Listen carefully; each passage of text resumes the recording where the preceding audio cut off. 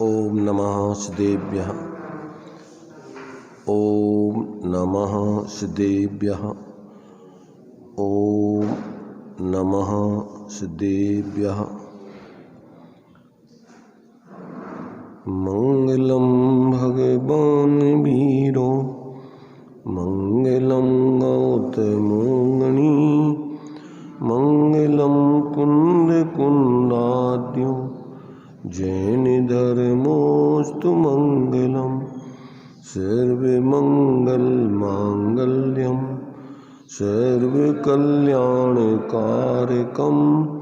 प्रधानम सर्वधर्माणां जैनम जयतु शासनम जैनम जयतु शासनम। वंदितु सर्वसिद्धे धुवमचल मनोभवं गतिं पत्ये बोच्छामि समय पाहुर मृण्मोषुधि केवली भणिदम्। नमः समय साराय स्वानुभूत्या चकासिते चित्स्वभावाय भावाय सर्वभावान्तरच्छिदे।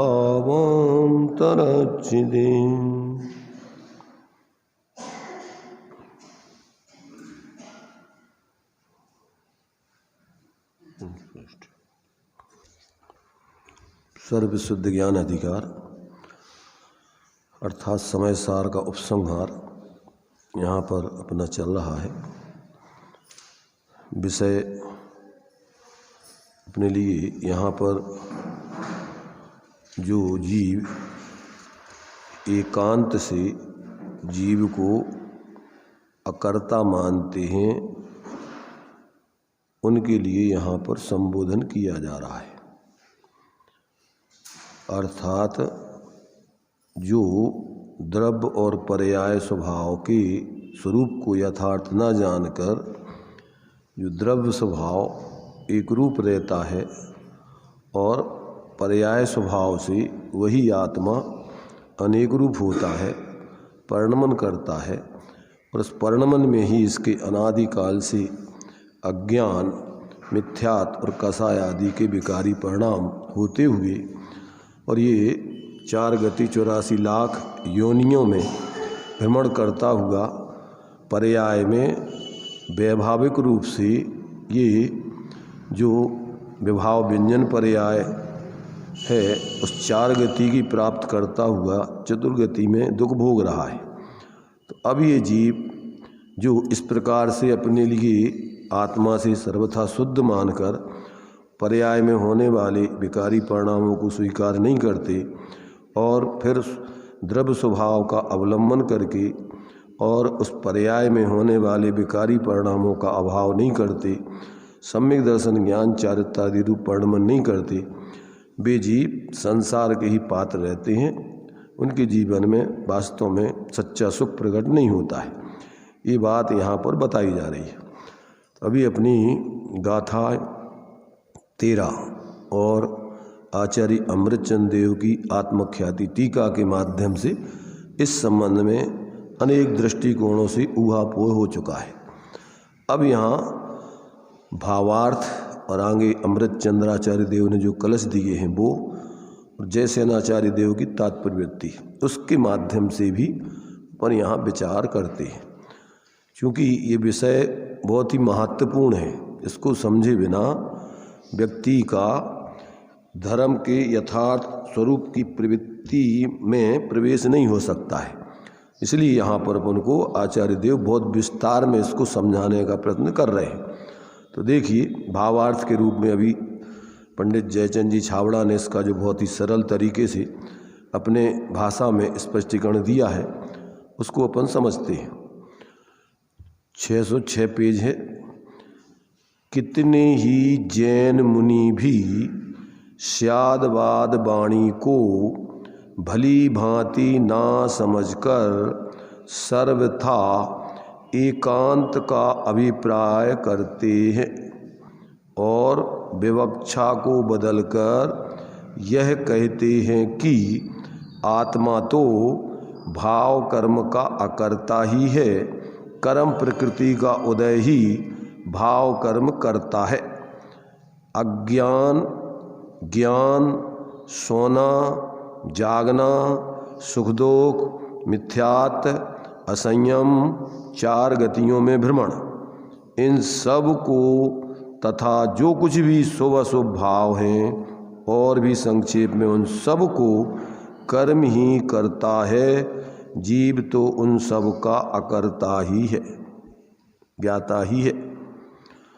देखो, पहली बात तो ये है कि यहाँ कितने ही जैन मुनि उस समय जब आचार्य कुंद देव होंगे तो उस समय आचार्यों की परंपरा में उपदेश देने वाले मुनिराज ही होते हैं, मुख्य रूप से गृहस्थ नहीं होते। तो उस समय ऐसे कई मतांतर चलते रहे होंगे, तो मुख्य रूप से मुनिराजों को संबोधन किया है। परंतु आज वो परिस्थिति बदल चुकी है।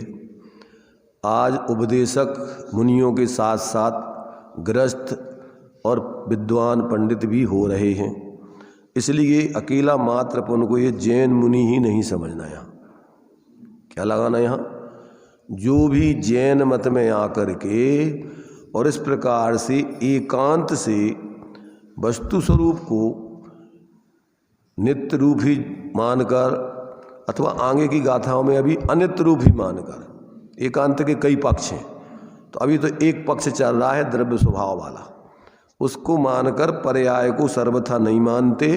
और पर्याय में जो कुछ भी विकारी परिणाम विभाव रूप परिणमन हो रहा है वो सब उसका कर्ता कर्म ही है। आत्मा तो शुद्धि ही है, ज्ञाता ही है। ऐसा जो एकांत से मानते हैं ऐसे जीवों को यहाँ पर संबोधन किया जा रहा है। इसलिए अकेले मात्र यहाँ जैन मुनि ही नहीं लेना, यहाँ तो जैन धर्म में आकर के और जो भी जीव इस प्रकार से भगवान जनेन्द्र के उपदेश को, स्यादवाद के स्वरूप को यथार्थ न समझकर और किसी एकांत को पकड़ते हैं, मिथ्या एकांत को पकड़ते हैं। एकांत तो जैन मत में भी है, पर सम्यक एकांत कथनचित, उस सम्यक एकांत में लगता है कथनचित, और मिथ्या एकांत में लगता है सर्वथा कि ऐसा ही है। तो वो कथनचित किसी अपेक्षा से जो भी नए का उपदेश होता है वो सापेक्ष होता है, और प्रमाण का उपदेश सर्वांगीण होता है। प्रमाण ज्ञान में जो जैसा है वैसा जाना जाता है, और नए जो होते हैं वो सम्यक श्रुतक ज्ञान में ही होते हैं, मिथ्या ज्ञान में नहीं होते। उनको तो अपन प्रारंभिक भूमिका में आगम से, परोक्ष युक्ति तर्क आदि से, अनुमान आदि से निर्णय करके, ज्ञानियों का सत्संग करके, सम्यक प्रकार से सविकल्प ज्ञान में निर्णय करके, फिर निर्विकल्प आत्मा की अनुभूति करके प्रमाण ज्ञान प्रकट करें, तब जाकर के आपको वस्तु स्वरूप का फिर नए सम्यक प्रकार से नयों का यथार्थ रूप में बोध होता है। तो इसलिए अपन को सबसे पहले कहा है कि वर्तमान में आगम का सेवन, भगवान सर्वज्ञ है नहीं, और यहाँ सम्यक दृष्टि जीव कोई वर्तमान में पैदा होता नहीं। इसलिए किसी व्यक्ति विशेष पर भरोसा करके उसके पीछे मत लग जाना, नहीं। यहाँ पर तो वर्तमान में जितने भी पैदा होते हैं सब मिथ्यात्व को लेकर के इस पंचम काल में पैदा होते हैं। सम्यक दृष्टि यहाँ बन सकते हैं आगम का सेवन करके, सम्यक प्रकार से युक्ति से वस्तु स्वरूप का निर्णय करके। ज्ञानियों का जो होते रहते हैं अनादि काल से पंचम काल के आखिरी समय तक चतुर्विध सम्यक दृष्टि संग रहेगा, पर विरल खद्योतवत जुगनू की तरह चमकते हुए कहीं कहीं ज्ञानी धर्मात्मा दिखेंगे। इसलिए अपन इस भ्रम में नहीं रहें कि भीड़ मिलेगी तुम्हें धर्मात्माओं की। इस काल में तो आचार्य तुम्हारे से जो ज्ञानार्णवकार हैं सुखचंद्राचार्य, वो तो कहते हैं मुश्किल से 2 3 4 5 तो बहुत मुश्किल, तो मतलब गिनती नहीं लगाना वहाँ तो कहने का मतलब ये है कि बहुत अल्प होंगे। इसलिए अपन भीड़ के चक्कर में नहीं रहे कि जहाँ ज़्यादा भीड़ होगी वहाँ धर्म होगा। धर्म तो सत्य और तथ्य को समझ करके स्वाश्रय से होगा, पराश्रय से नहीं होगा। और जब स्वाश्रय यथार्थ तुम्हारे जीवन में हो जाएगा तो तुम्हें अतीन्द्रिय आत्मा का आनंद पूर्वक सम्यक ज्ञान हो जाएगा, आपको कहीं कोई भ्रम नहीं रहेगा। सम्यक दृष्टि के जो 8 अंग हैं निसंकेत आदि, वो आपके जीवन में प्रकट हो जाएंगे, आप कहीं कोई भ्रमित नहीं रहेंगे। किसी भीड़ के, किसी पुण्य के उदय में रहने वाले लोगों के पिछलग्गू नहीं बनेंगे। वर्तमान में पापानुबंधी पुण्य का उदय बहुलता से होता है। सदा सुखदास जी ने रत्नगण श्राप का चार में दिया कि इस काल में जो धर्मात्मा जीवों के साथ ही साथ पुण्य का उदय होता है वो तो होता नहीं है।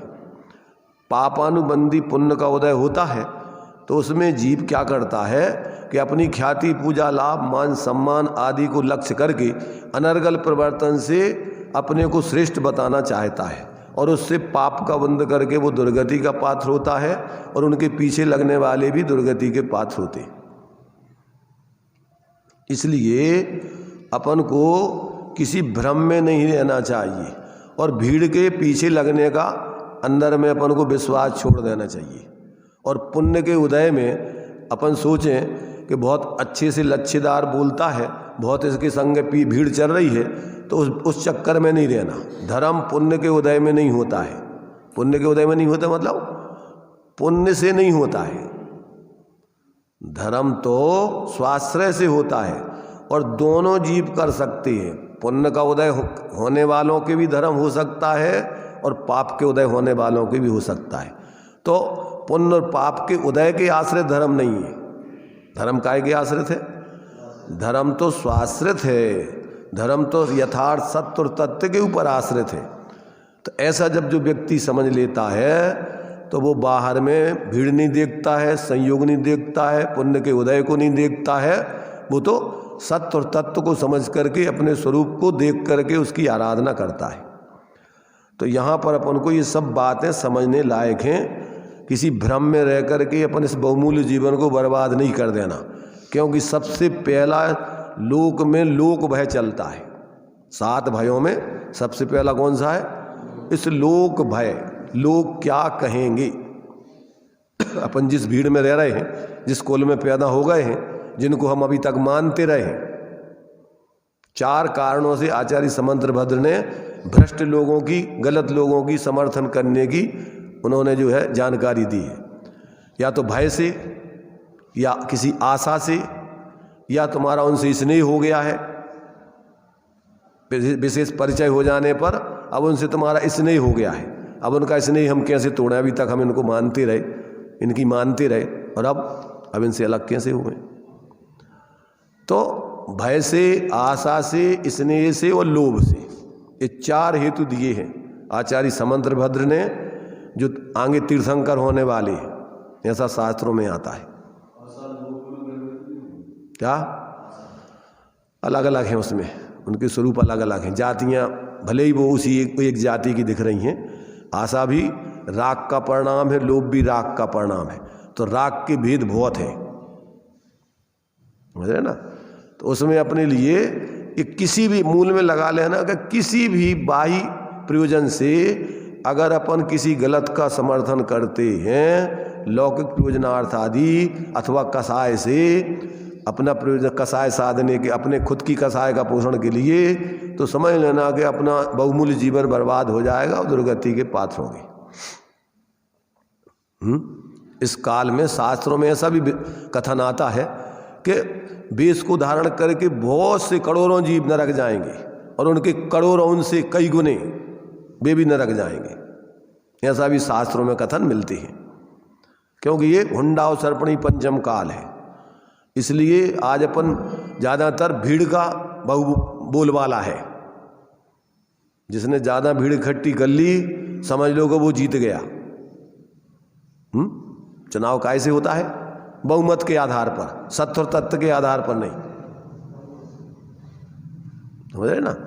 पहले तो पुण्य के उदय से सच्चे धर्मात्मा चक्रवर्ती आदि नेता होते थे, बहुमत के आधार से नहीं होते थे।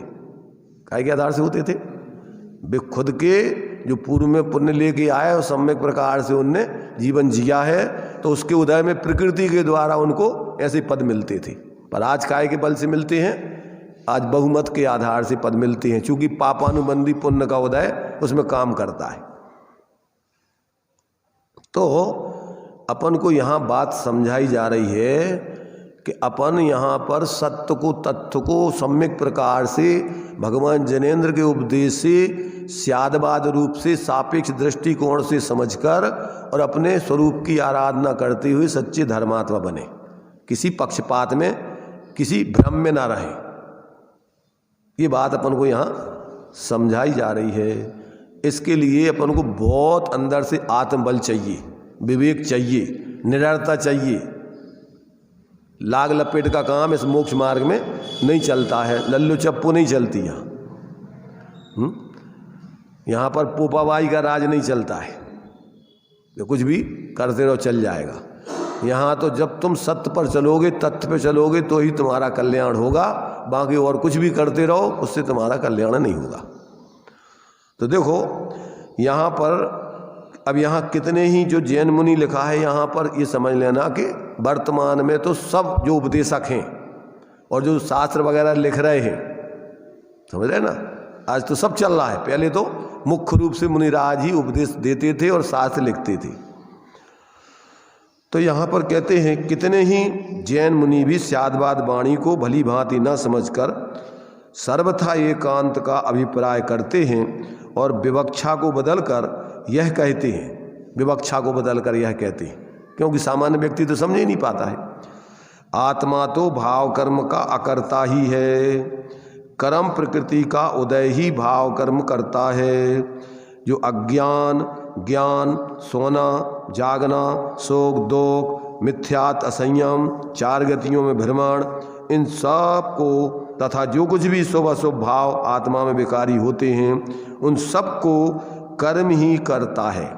अब चूंकि क्या होता है कि जितने भी विकारी परिणाम होते हैं वो कर्म की सापेक्षता में होते हैं। काय में होते हैं? कर्म की सापेक्षता बिना विकारी परिणाम नहीं होते, पर कर्म से विकारी परिणाम नहीं होते। जितने भी विकारी परिणाम होंगे वो किस में होंगे? वो कर्म की सापेक्षता में, संसार दशा में होंगे, वो मोक्ष दशा में नहीं होते और स्वाश्रित दशा में नहीं होते। विकारी परिणाम काय में होते हैं? संसार दशा में और पराश्रित दशा में। स्वाश्रित दशा में तो निर्विकारी परिणाम होते, विकारी परिणाम नहीं होते। तो कर्मों का उसमें अनुदय होगा, उसमें पर सापेक्षता नहीं होगी, स्वरूप की अपेक्षा होगी, उसमें पर की अपेक्षा नहीं होगी, स्वाश्रय की अपेक्षा होगी। तो यहाँ जो जीव ऐसा जितने भी विकारी परिणाम हैं उन सबको उसका कर्ता कर्म को ही मानते हैं और जीव को सर्वथा अकर्ता मानते हैं। और वे मुनि शास्त्र का भी ऐसा ही अर्थ करते हैं, क्योंकि शास्त्रों में भी ये सब लिखा है। वेद के उदय से स्त्री पुरुष का विकार होता है। पढ़ते अपन कसाय में नो कसाय हैं, तो वे वेद कर्म का उदय तो निमित्त है, परंतु जो स्त्री पुरुष के वेद के भाव होते हैं वे तो जीव के हैं, नो कसाय भाव जीव के हैं। तो कहते हैं ये जो है वेद के उदय में स्त्री पुरुष का विकार होता है। उदय में तो होते हैं पर उदय नहीं करता, पर ये किसको मान रहा है? इस सब उदय को ही मान रहा है कि वो ही उसके करता है। और उपघात तथा परघात प्रकृति के उदय से परस्पर एक दूसरे का घात होता है। इस प्रकार जैसे सांख्य मतावलंबी सबको उस प्रकृति का ही कार्य मानते हैं और पुरुष को सर्वथा अकर्ता मानते हैं, उसी प्रकार अपनी बुद्धि के दोष से इन मुनियों की भी ऐसी ही एकांतिक मान्यता हुई है। इसलिए जिनवाणी तो स्यादवाद रूप है, अतः सर्वथा एकांत को मानने वाले उन मुनियों पर जिनवाणी का कोप अवश्य होता है। अर्थात जिनवाणी के विपरीत बोलते हैं वो वास्तव में जिनवाणी के समर्थक नहीं है। वो नाम कर्म की प्रकृतियां है। क्या होता है? नाम कर्म की प्रकृतियों में उपघात परघात नाम कर्म की प्रकृति है। यहाँ रखा, इधर रखा पुस्तक, ये रखी आगे। तो कौन सी प्रकृतियां हैं नाम कर्म की? उपघात परघात नाम कर्म की प्रकृतियां हैं ये। तो उपघात परघात नाम कर्म की प्रकृतियों का काम निमित्त क्या बताया? ऐसे शरीर के अंग होते हैं, सुनो क्या कहा, उपघात परघात नाम कर्म की प्रकृतियों का स्वरूप क्या बताया कि शरीर के ऐसे अंग होते हैं कि उनसे स्वयं के ही शरीर का घात होता है। जैसे जानवरों के कुछ सींग ऐसे होते हैं कि वो ऐसे टेढ़े होते होते उन्हीं के शरीर में घुसते हैं। वो अपने अंदर भी कुछ दांत ऐसे निकलते हैं कि अपने ही पूरे के पूरे शरीर को छेदते। ऐसे नाम कर्म को बांध के आए हो तुम कि आपके शरीर के अंग ऐसे होंगे कि आपके शरीर का घात करेंगे। अब वो अलग चीज है। अब वो ये तो नहीं, ये अलग है। तो ये दूसरे परघात नाम कर्म के उदय से, जैसे मान लीजिए जानवरों के लिए सींग वगैरह मिलती हैं, विष मिलता है, तो इससे क्या होता है कि दूसरों का घात करते हैं उससे। हाँ, सर्प आदि बिच्छू है, सब जितने जानवर हैं, तो उनको इस प्रकार से परघात नाम कर्म का उससे उनके लिए दूसरों का घात करने के काम में आते हैं। तो ये क्या है भाई? ये निमित्त तो वो शरीर के अंग बनते हैं, परंतु भाव किसके होते हैं? और सुखी दुखी कौन होता है? उसमें कोई कर्म का उदय होता है कि वो शरीर होता है? वो तो आत्मा होता है। तो ये कहते वो तो सब कर्म का कार्य है, आत्मा तो ज्ञाता ही है, आत्मा कुछ नहीं करता। तो ऐसा जो है, जो इस प्रकार से माने सब शास्त्रों का अर्थ का अनर्थ करके जो लोग ऐसे कर्म को ही सब कर्ता विकारी परिणामों का मानते, भाव कर्मों का, वो सब कहते हैं वास्तव में निश्चयाभासी मिथ्या दृष्टि जानना। तो यहाँ पर कहते हैं कि उपघात तथा परघात प्रकृति के उदय से परस्पर घात होता है। इस प्रकार जैसे सांख्य मतावलंबी सब कुछ प्रकृति का ही कार्य मानते हैं और पुरुष को यानी आत्मा को, पुरुष माने क्या? आत्मा को अकर्ता मानते हैं, उसी प्रकार अपनी बुद्धि के दोष से इन मुनियों की भी ऐसी ही एकांतिक मान्यता हुई है। तो यहाँ मुनियों की जगह इन जैनियों की भी ऐसी ही एकांतिक मान्यता हुई है। जो तो लिखा गया है 700-2000 पहले, तो उस समय जो इस प्रकार की मान्यता वाले होंगे उनके लिए लिखा। पर आज वर्तमान में जो जैनी इस प्रकार की मान्यता रखते हैं, तो वो एकांतिक मान्यता है वो कि कर्म को ही सब विकारी परिणामों का कर्ता मानते हैं, आत्मा को नहीं मानते हैं, आत्मा को ज्ञाता ही मानते। इसलिए जिनवाणी तो स्यादवाद रूप है, अतः सर्वथा एकांत को मानने वाले उन मुनि अर्थात जैनियों पर जिनवाणी का कोप अवश्य होता है। जिनवाणी की गुस्सा उन पर होती है, जिनवाणी नाराज होती है उनसे कि तुम हमारे बात, जैसे कोई व्यक्ति की बात को तोड़ मड़ोड़ के कोई प्रस्तुत करे तो व्यक्ति केस कर देता ना लोक में, तो कि इन्होंने हमारी बात को तोड़ मड़ोड़ के प्रस्तुत किया, ये हमारी बेइज्जती की है, हमारा अपमान किया इनने, मानहानि का दावा कर देता है। ऐसे ये जिनवाणी कहते हैं गुस्सा हो जाती है उनसे, उन पर जिनवाणी का कोप है, उनने जिनवाणी की बात को सही नहीं समझ के उसका अर्थ का अनर्थ किया है। तो कहते हैं जिनवाणी का कोप उन पर अवश्य होता है। जिनवाणी के कोप के भय से यदि वे विवक्षा बदल कर यह कहने लगे, अब अपनी तर्क दे करके अपनी सफाई देने लगे, ऐसा होता है ना, व्यक्ति बोल करके फिर कहता है नहीं हमने तो ऐसा नहीं कहा था, ये तो गलत अर्थ निकाला गया है। तो अब यहाँ पर भी कहते हैं कि वो लोग क्या करते हैं कि अपनी उस जिनवाणी की जो है विवक्षा को ना समझ कर अन्यथा करके फिर कहते नहीं नहीं हमारा उसका अर्थ का अनर्थ करके उसका अर्थ दूसरा करते। फिर विवक्षा बदल कर यह कहें कि भाव कर्म का कर्ता कर्म है और अपने आत्मा का कर्ता आत्मा है। क्या कह रहे? जो आत्मा में विकारी भाव होते हैं उनका कर्ता तो कर्म है और आत्मा तो आत्मा का कर्ता है।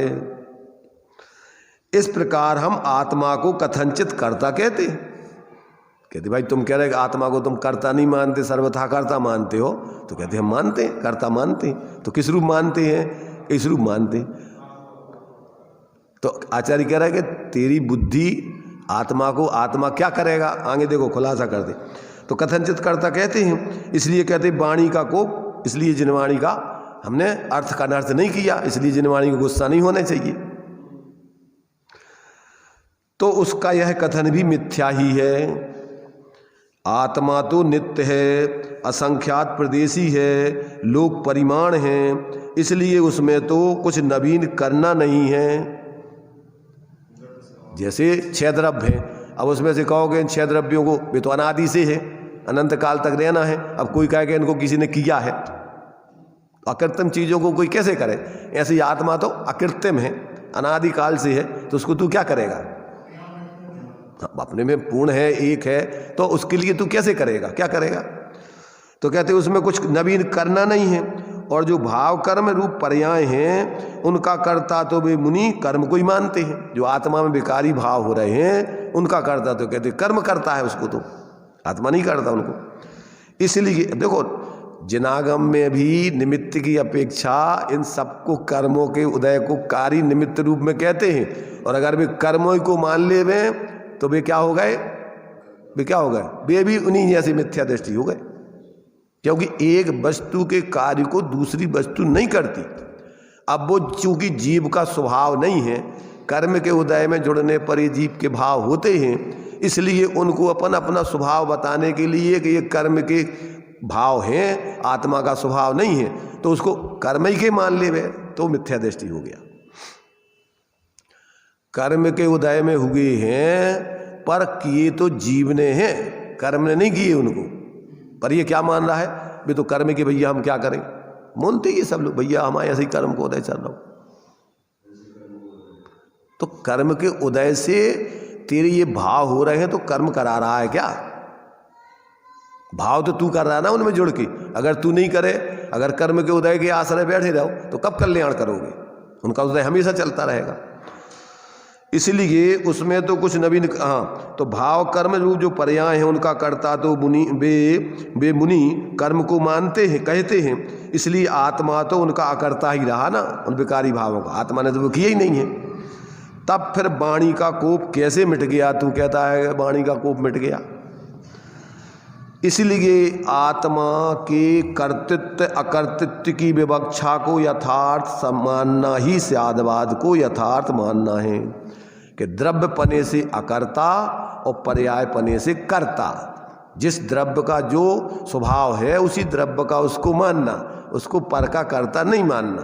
तो यहाँ दोनों विवक्षाएं समझना कि द्रव्य स्वभाव से जीव अकर्ता है अपना, और पर्याय स्वभाव से अपने परिणामों का कर्ता है। जिसको अपन 6 डाला में पढ़ते ना, क्या पढ़ते हैं? बहिरातम अंतर आतम परमात्म जीव त्रिधा है। अब देह जीव को एक गिने बहिरातम। अब ये इसकी मान्यता तो बहिरात पने की इसकी है ना, देह जीव को एक मानना कि कर्म की है। उत्तम मध्यम जगन त्रिविद के अंतरात्म ज्ञानी, द्विविध संग सुदुपयोगी मुनि उत्तम निध्यानी, युद्ध तीनों के भेद बताए। और सकल निकल परमात्म द्विविध तिन में घात निवारी, और श्री अरहंत सकल परमात्म लोकालोक निहारी। ज्ञान शरीरी त्रिविध कर्मल वर्जित सिद्ध महंता, और ते है निकल अमल परमात्म भोगे सर्म अनंता। अब इसमें से अपन को क्या करना? बहिरातमता हे जान तज। प्रयोजन तो ये साधना अपन को क्या करना? बहिरातपना माने मिथ्या दृष्टि पना, ये तो जीव ने किया है, इसलिए जीव को उपदेश है, ना कि ये कर्म ने किया है। कर्म के उदय में किया है ये बात अलग है, पर कर्म ने नहीं करवाया उसको, इसीलिए उसको उपदेश है। अब तुम किसी की संगति में कोई जैनी बिगड़ जाए, सप्त व्यसन सेवन करने लगे, तो हम क्या करें भैया? उनने खलाओ हमारे लाने। अनादि का क्या अर्थ होता है? अनादि का ये होता है कभी ये जीव सम्यक दृष्टि नहीं हुआ है, हमेशा से ऐसे ही रहा है। हो सकता है अभी तक तो ये जीव अनादिकाल से इसी विपरीतता में जिया है, रहा है। अब ये हो सकता है क्योंकि काल अनंत निगोद मजार भी तो एक इंद्रिय तंधार, तो वहां तो कोई भेद विज्ञान करने की व्यवस्था है ही नहीं। तो अब संगी पंचेंद्रीय पर्याय में यहां पर उपदेश दिया जा रहा है कि भैया तू यहां तो अब कर्म के आश्रित मत बैठा रहे, यहां तो तू समझ करके भेद विज्ञान करके अपने स्वरूप आश्रय से मिथ्यात्व आदि का नाश कर सकता है तो कर। अब वो कहे वो तो हम अभी क्या करें, कर्म को उदय चल रहा, तो कर्म को उदय चलत रहे, वो तो अनादिकाल से चल रहा अनंत काल तक। तुम्हारा कल्याण कब हुई है, कैसे करोगे कल्याण? जब कर्म के उदय पे बैठे रहोगे तो कल्याण तुम्हारा कल्याण तो तुम कर ही नहीं सकत। अब कर्म कृपा करेगा जब तुम्हारा कल्याण हुई है। हाँ, तुम्हारे लिए ये उपदेश है संगी पंचेंद्रिय। असंगी तक के जीवों को तो उपदेश है ही नहीं है, उनके तो मन ही नहीं है, समझ ही नहीं सकते। अब इसमें भी अपन दूसरों के आश्रित बैठे रहे में, या तो देखो या तो कर्म के आश्रित बैठे रहो और या फिर भगवान के आश्रित बैठे रहो या किसी के आश्रित बैठे रहो। अन्य लोग भगवान के आश्रित बैठे हैं, बेई मारने वाला है भगवान, बचाने वाला है भगवान, बेई तुम्हें पार कर देंगे, प्रसन्न हो जाएंगे। तो इसमें उसमें क्या अंतर है? तुमने कर्म के आश्रित हो गए, भी भगवान के आश्रित हो गए, अथवा अपन और किसी के आश्रित हो जाओ, गुरु के आश्रित हो जाओ। भगवान कर देंगे कि गुरु कर देंगे कि अपनों कोई मुखिया कर देगा, कोई भी कर देगा, तो तुम्हारा काम दूसरे कैसे कर देंगे? तो जो लोग एकांत से दूसरों के आश्रित पीछे लगे रहते हैं और सोचते हैं कि बस नहीं कि पीछे लगे रहे समाओ कल्याण हो जाए, तो कहते कभी नहीं होगा। जब तक तुम समझ करके अपने जीवन की गलती का अभाव नहीं करोगे, जब तक तुम अपने स्वाश्रय को ग्रहण नहीं करोगे, तब तक तुम्हारा किसी के प्रति लगे रहने का काम जो है वो सब तुम्हारा काम सम्यक नहीं है। ज्ञानियों का, देव शास्त्र गुरु का सानिध्य करके शोधन अपने को अपना करना है। वे नहीं कर देंगे, जो उस मार्ग पर चला है, उस मार्ग को जो जानते हैं वे बता सकते हैं, परंतु वे तुम्हारा कल्याण नहीं कर सकते हैं। जब तक ये ज्ञान नहीं होगा तब तक एकांत से अपन क्या करते हैं, जैसे दूसरे भगवान के भरोसे बैठे हैं, भीड़ लगी हुई है, जय जय राम बोलते रहो, बस हो जाए तुम्हारा कल्याण। उनके मंदिर मूर्तियां बना दो, हो जाए कल्याण तुम्हारा। जितने ज़्यादा मंदिर मूर्तियां होंगी उतना ज़्यादा कल्याण हो जाए। इसलिए तो क्या करती पता है तुम्हें, लाखों शिव जी की मूर्तियां बना बना करके काय में डालते रहते हैं, नदियों में पानी में तरसलाते रहते हैं। और अब करते क्या है, बना बना के सराते रहते हैं हर बार। कैसे कि जितना ज़्यादा अपन उनको बनाएंगे, उनको इस प्रकार नाम लेंगे, उतना ज़्यादा अपना कल्याण हो जाएगा। हो जाएगा कि नहीं? और नहीं जैसे अपन भी कर रहे हो, अगर कि हम जितने ज़्यादा मंदिर मूर्तियां बना देंगे, जितने ज़्यादा ये सब बाहर का करेंगे, उतना ज़्यादा कल्याण हो जाएगा। बहुमत के आधार से देखो वातावरण का बहुत असर पड़ता है, समझ रहे ना? वे जैसे शंकर जी को ढाढ़ते रहते हैं, अपन भी ढाढ़ते रहो तो हो जाए शांति कि नहीं तुम्हें? जितनी ज़्यादा अपन मूर्ति को पानी ढारेंगे उतना ज़्यादा शांति मिलेगी कि नहीं मिलेगी?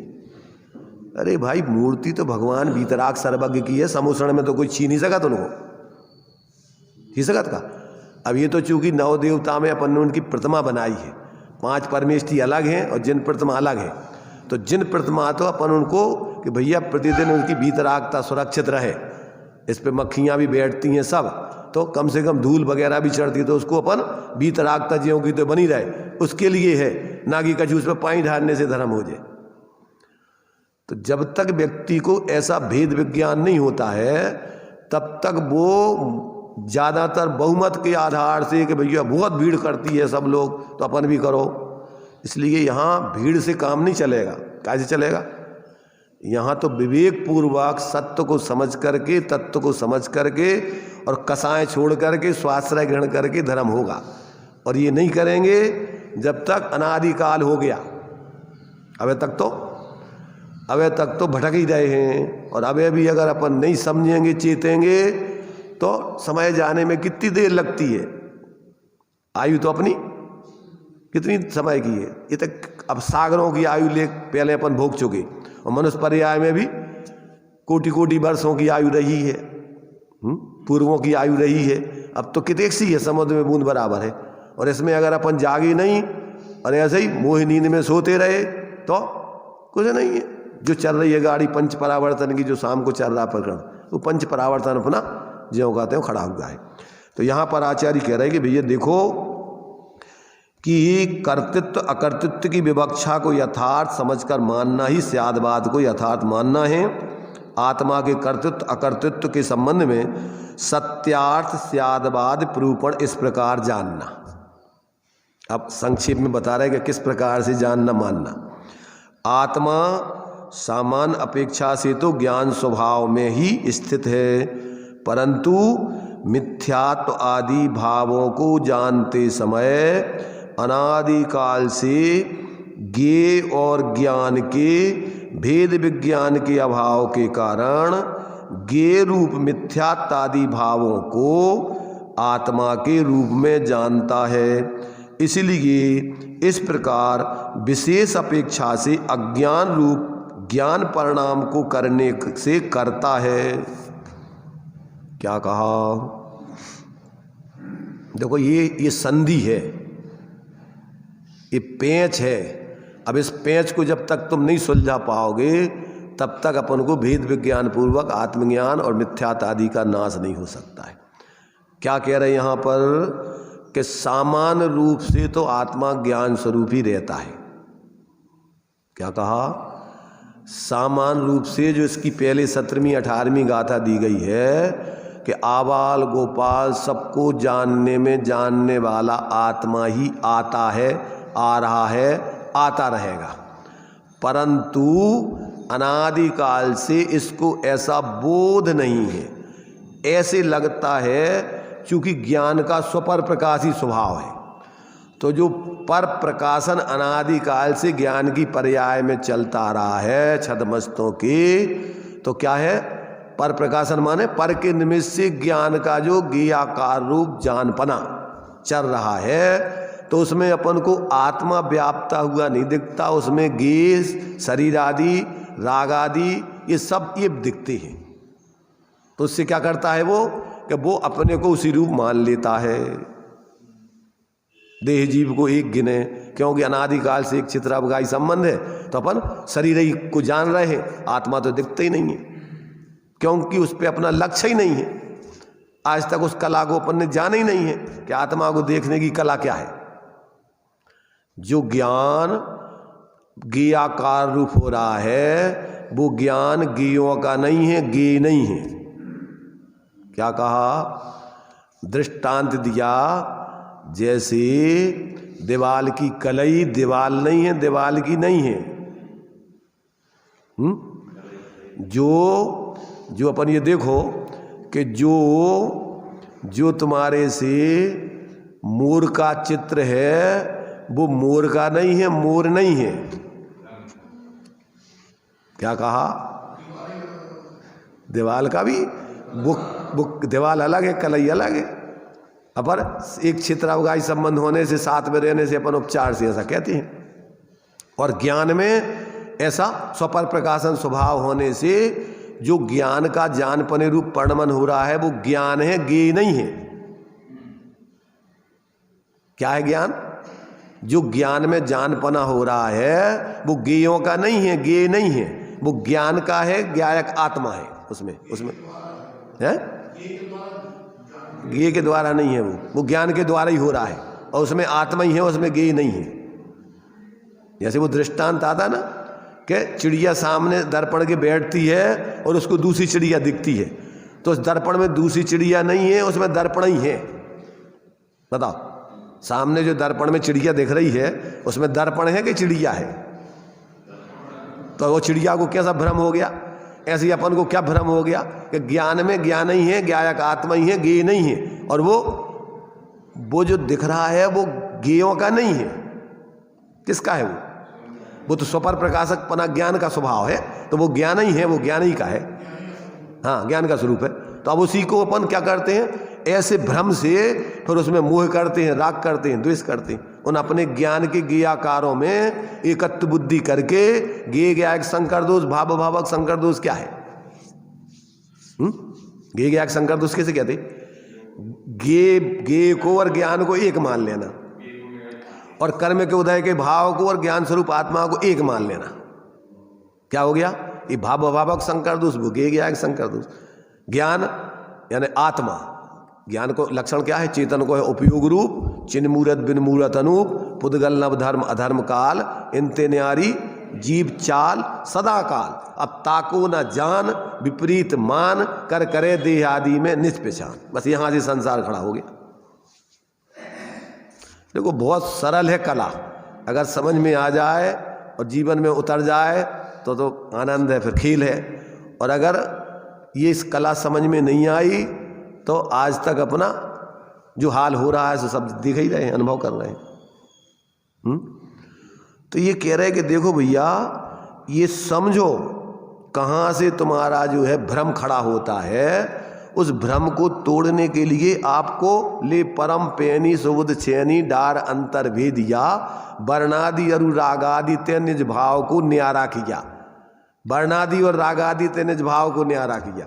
अपना भाव कौन सा? ज्ञान स्वभाव। काय से करना है? अपने ज्ञान ही से। पर बोल रहा ले परम पैनी सुबुद छेनी, सुबुद्धि छेनी। कौन सी छेनी लेना है? यहाँ कोई लोहे की छेनी नहीं जाएगी उधर।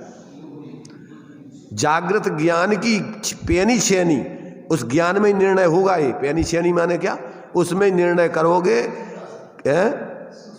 हाँ, सूक्ष्मता से उसमें ज्ञान में निर्णय होना होगा ये कि ये जो रागा देखे हैं ये कर्म के उदय का भाव है और ये शरीरादिक परगेय हैं, ये ज्ञान नहीं है। और ऐसा ज्ञान तो मैं वास्तव में मैं तो ज्ञान हूँ, तो उस ज्ञान में उस गेयों से पृथक होकर और उस ज्ञान की तरफ उपयोग एकाग्र करोगे तो वहां आपको अपनी आत्मा की अनुभूति होगी। क्यों? कि उस ज्ञान में ज्ञायक आत्मा व्याप्ता है। क्योंकि गुण पर्याय व द्रव्यम, आत्मा की गुण पर्यायों में द्रव्य व्याप्ता है, पर नहीं व्याप्ता है। कौन व्याप्ता है?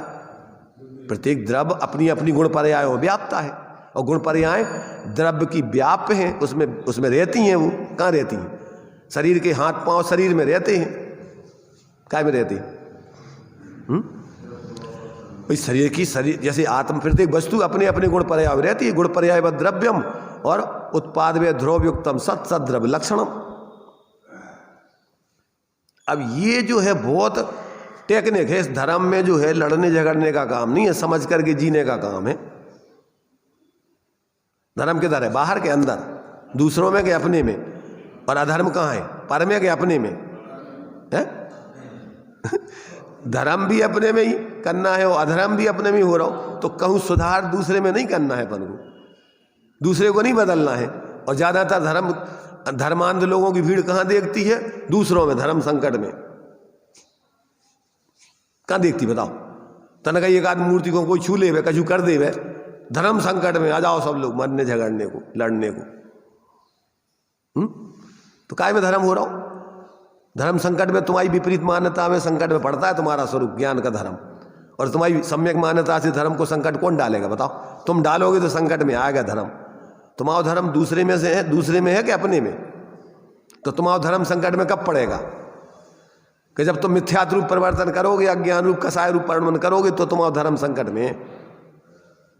भाई मिथ्या दर्शन ज्ञान चारित्र रूप धर्म संकट में, और सम्यक दर्शन ज्ञान चारित्र रूप संकट रहे।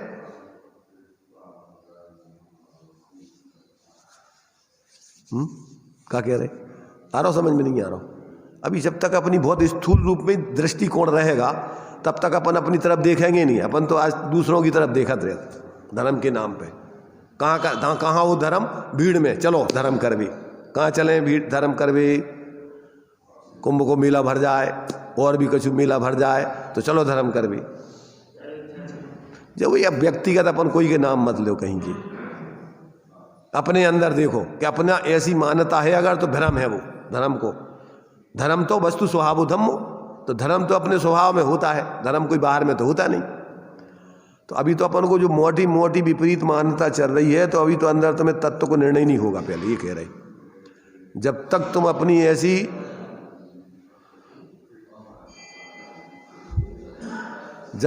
अपनी ऐसी अंदर में ज्ञान में पहले बुद्धि में जागृति नहीं लाओगे, जब तक ऐसी बुद्धि में जागृति नहीं लाओगे तब तक तो तुम्हारे अंदर का विपर्यास कोई तोड़ ही नहीं सका। कौन तोड़े बताओ?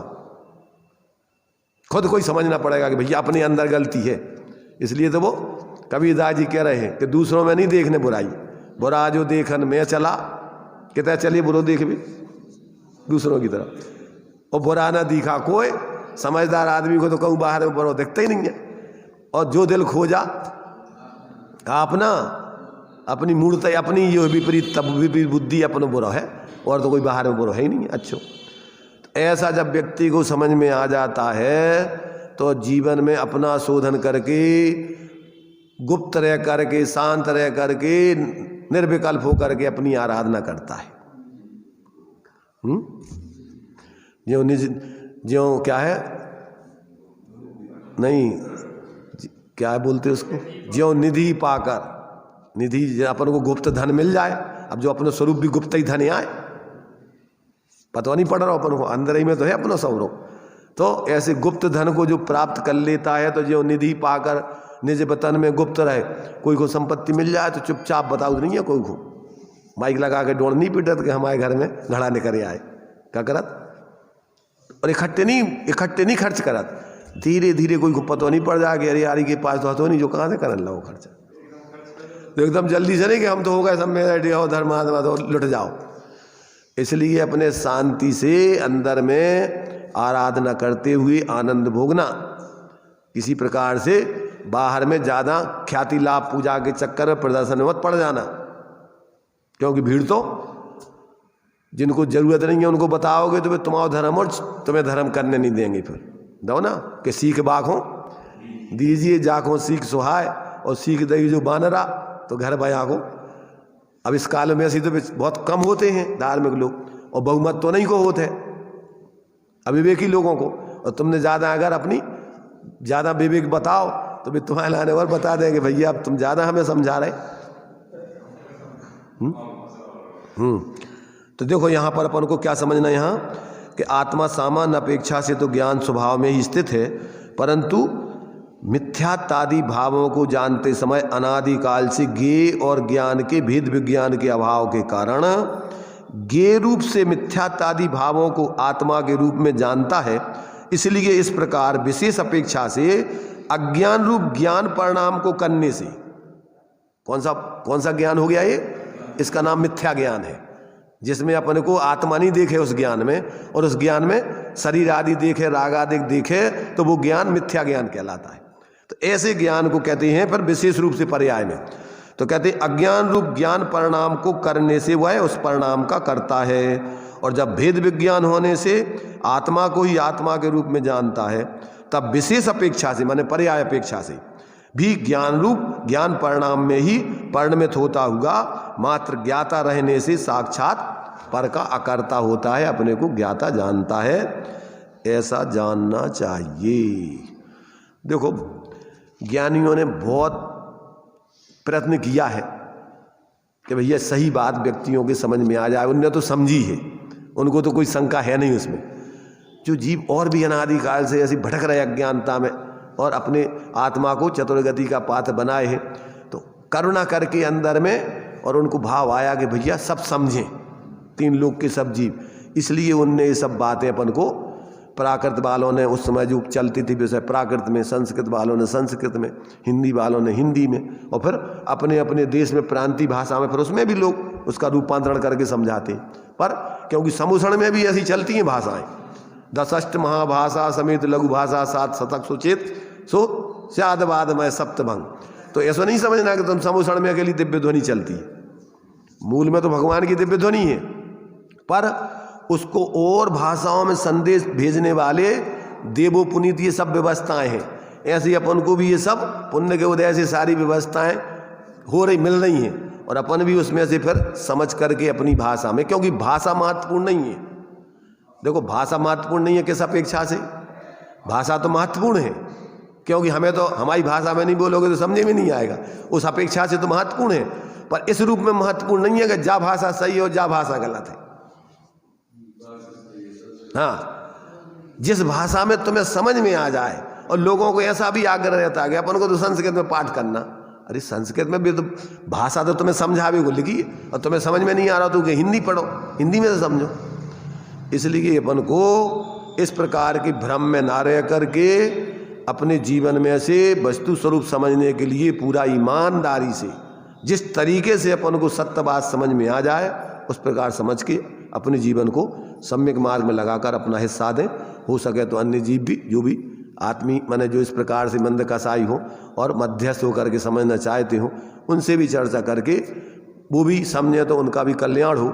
ऐसा परस्पर में एक दूसरे का साधर्मियों का जो है व्यवहार चलता है। तो ऐसा अपन को आचार्यों ने जो यहाँ पर वस्तु स्वरूप को समझाया है उसमें जो जीव अपनी मिथ्या धारणा से एकांत पक्ष पकड़ करके और उसके अर्थ के अनर्थ करके जिनवाणी का और जो अपना अहित करते हैं और दूसरे लोगों को भी नेता बन करके अहित में निमित्त बनते हैं। तो इस प्रकार की जो मान्यता है और प्रवृत्ति उसको छोड़कर सम्यक प्रवृत्ति करें। ऐसी भावना से अपनी जो है इन गाथाओं के भावार्थ पे अपनी चर्चा पूर्ण हुई है।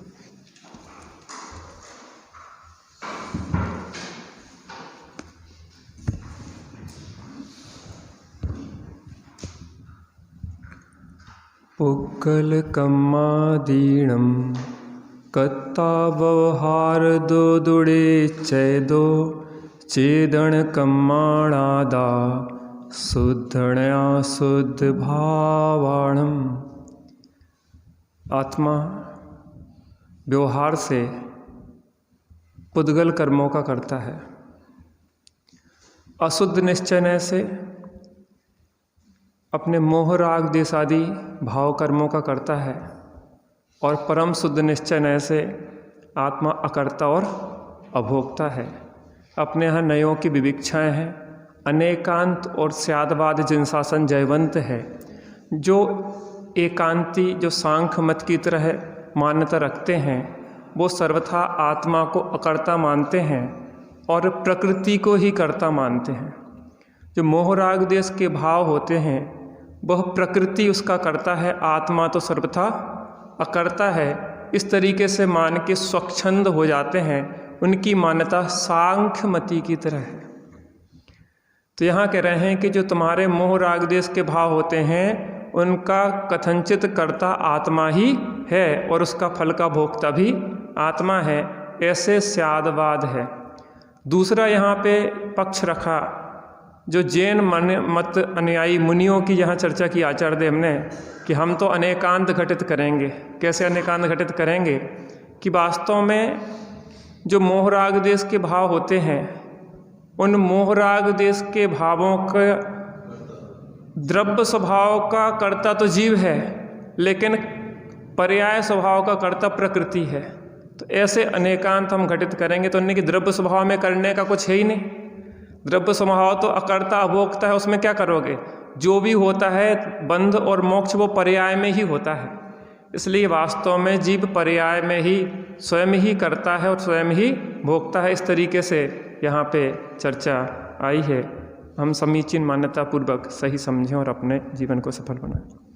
सापेक्ष अमृत जिन वचन निरपेक्ष सत चैतन्य घन दरसा रहे कलिकाल में अनुभव करो हे भव्य जन।